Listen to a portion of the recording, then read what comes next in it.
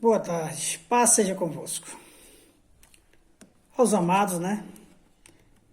E estão inscritos no meu canal, que o Espírito da Graça ilumine a mente e o coração de cada um. E compartilhe também, né, esta mensagem, né, que eu vou trazer também a respeito, né, dessas heresias desse camarada aqui, né? Que ele sempre está explicando, mas ele não busca, né, passar uma mensagem corretamente para os coitados dos irmãos, né? Que eu chamo assim porque os irmãos são enganados por falta de conhecimento. Os irmãos são pessoas que estão ali ou dando crédito a um enganador porque não tem respaldo bíblico para ele. Ele se aproveita usando suas linguagens, né? Aí quer pegar o hebraico, quer falar do grego ali, dar uma explicação, entre aspas, né?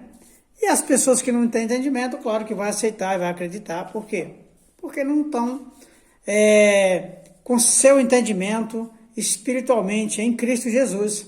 Aqui na palavra, como ele quer usar, né? No livro de 1 Timóteo, capítulo 4, eu não vou ler, eu vou já colocar o vídeo para ele aí, né? Em Cristo Jesus. E os irmãos que vão ouvir esse vídeo, né? Eu peço que se inscrevam e também dê o seu like aí.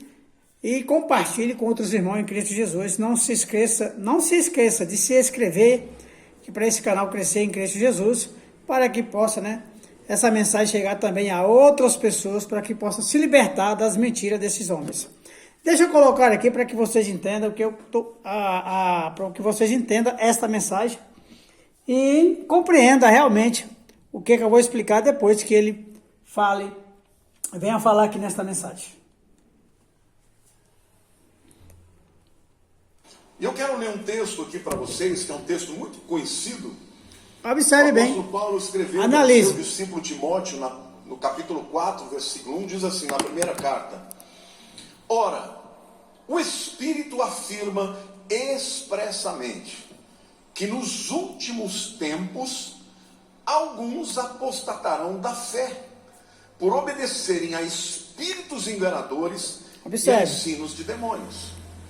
A palavra apostasia muito é uma bem. palavra Observem transliterada. a tal explicação Ela significa dele. literalmente divorciar-se.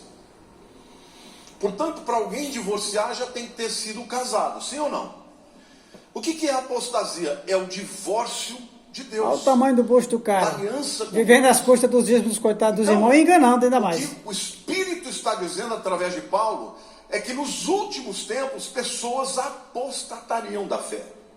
Preste atenção. Por quê? Porque elas dariam ouvidos a espíritos enganadores e a ensinos de demônios. Quantos de vocês percebem que o engano está proliferando nos nossos dias? Hoje Observe. Olha só. Ele lê o texto, mas não explica da maneira correta. Simplesmente lê o texto. Preste atenção que ele usa um argumento, usando o grego, para poder tirar a mente do povo de tempo, para que o povo não se ligue. Observe que a palavra aqui, no capítulo 4 de 1 Timóteo, está falando: ora, o Espírito afirma expressamente que nos últimos tempos alguns apostatarão da fé. Pronto. Aqui, a palavra últimos tempos não se refere aos dias atuais de hoje, não tem nada a ver com os dias atuais. Paulo, quando estava escrevendo e estava falando com o público, estava falando com pessoas ali diante dele, Paulo estava se referindo àquele tempo, àquela época dele, para aquela geração que nos últimos tempos muito se afastaria da palavra, se afastaria da fé, não daria crédito da palavra. Por quê? Aí, preste atenção. A palavra nos últimos tempos era para aquela geração da primeira era cristã, não é para os dias atuais, porque Paulo está se referindo à volta de Jesus aqui, que tinha o arrebatamento que ia acontecer, e o arrebatamento, na verdade, não é para os dias atuais, não vai ser nunca. O problema é que esses caras que gosta de enganar com seus argumentos mentirosos, aí tem crente que dá crédito porque não tem conhecimento, são pessoas leigas que nunca receberam o entendimento, a revelação da graça. Eles estudaram muito.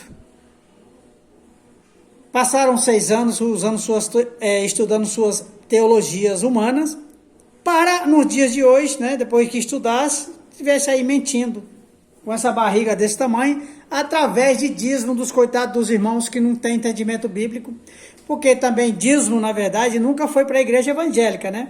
Mas eles iludiram, mentiram, através das suas falsas teologias, usando o livro de Malaquias para enganar os coitados dos irmãos. Os coitados dos irmãos traz dízimo em dinheiro, porque dízimo, na verdade, de acordo com o Antigo Testamento, era alimento. Não tem nada a ver com dinheiro, não tem nada a ver com dinheiro.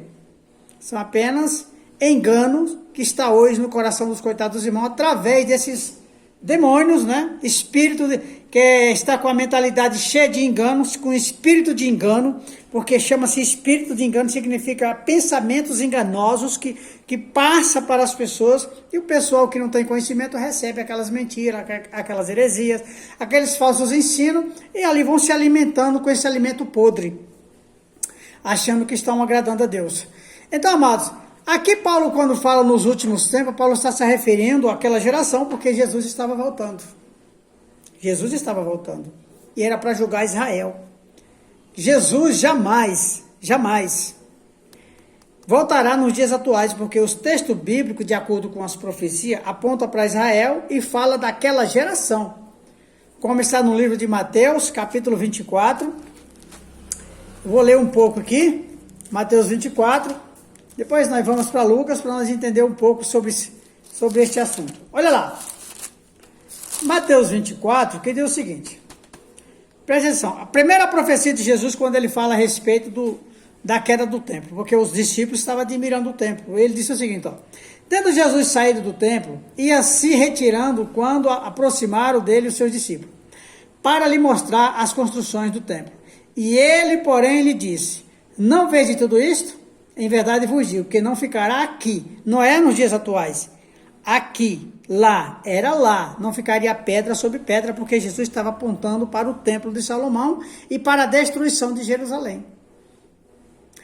Por isso que quando aqui no livro de Timóteo, capítulo 4, quando se diz nos últimos tempos aqui, Paulo está se referindo àquela geração, o fim daquela primeira era, que era o fim dos tempos daquela era, da primeira era cristã, que era o mundo dos judeus, mundo da lei de Moisés, que era o mundo do primeiro pacto, porque a volta de Jesus se deu ainda debaixo do primeiro pacto, porque o templo ainda estava em pé, porque a queda do templo era o grande sinal da volta de Jesus. O problema é que a igreja não entende dessas coisas.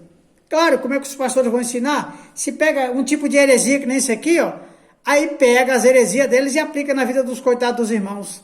Como eu já vi vários falsos ensinos dele aí no YouTube, várias mentiras a respeito de demônio, que demônios tá ali perturbando a vida das pessoas. Tudo isso é falso ensino, porque a mentalidade do ser humano, como Jesus disse, olha o que Jesus disse. Vigiai e orai. O espírito está pronto, mas a carne é fraca. A carne é fraca. Por isso que Jesus mandou vigiar e orar, para poder não viver caindo em tentação. Não tem nada a ver com seres espirituais, como o falso ensino desses homens e outros, né, também, que está espalhado aí dentro da igreja evangélica. Dizendo que um ser espiritual, que é Satanás, o príncipe do inferno, que foi jogado dos céus. Mas não tem um texto bíblico falando que lá do céu caiu alguma coisa. Lá do reino do eterno. Porque a palavra céu na Bíblia tem um seu significado, que não tem nada a ver com, né, quando se fala que caiu lá dos céus, não tem nada a ver que lá do céu jamais caiu alguma coisa, jamais.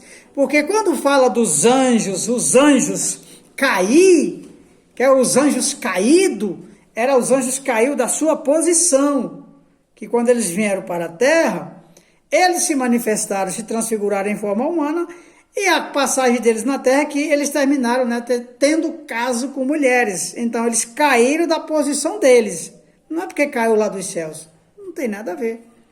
São apenas engano que esses homens passam para a vida dos coitados dos irmãos. Porque ele pega essa palavra dos últimos tempos, ele está apontando para os dias atuais. Ele aí, Lamartine, ele está apontando para os dias atuais, enganando esses coitados dos irmãos que estão dando crédito a ele dentro dessa igreja, lá em São Paulo. Os coitados dos irmãos que não têm conhecimento aceitam todas as falcatruas, toda mentira, heresia da parte da boca dele e de outros pastores também, de outras denominações. Então, meus amados, não deem crédito a esses homens mentirosos, porque aqui Jesus, na verdade, quando está falando com seus discípulos, ele está falando da volta dele. Então, também aqui no capítulo 15, observe que já vi uma irmã aí, né, já é uma velha já, a gente vê ela aí com esses cabelos grandes, religiosa, é uma religiosa daquela, sabe, igual a beata da igreja católica, cabelos grandes arrastando lá no meio da cintura para baixo.